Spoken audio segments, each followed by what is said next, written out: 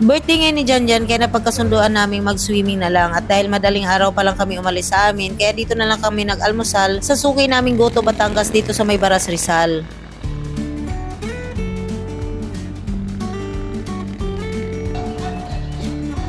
Baka